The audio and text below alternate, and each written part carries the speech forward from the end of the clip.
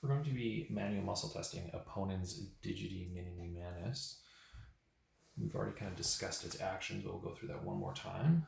So the actions of this muscle are to do opposition, specifically of the fifth digit here. So oftentimes it's kind of explained that you do the first and fifth at the same time, just to get an idea. So if you're able to do that by yourself for me, excellent. Now because this muscle is only going to be attaching along the metacarpal and not crossing this metacarpal phalangeal joint, I'm going to be resisting on the head of the metacarpal as it's trying to oppose at the carpometacarpal joint here. I'm going to ask you to hold this position and don't let me move you as I try to bring that back. Excellent. 4, 3, 2, and 1. So again, a 5-second break test for that one. And you're going to try to bring your thumb and pinky together for me. Excellent. And there's our concentric component for it.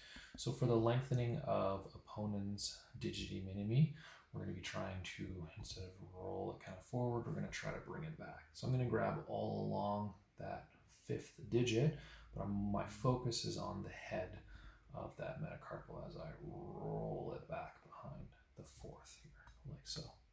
So that'll be the length position for Opponens Digiti Minimi.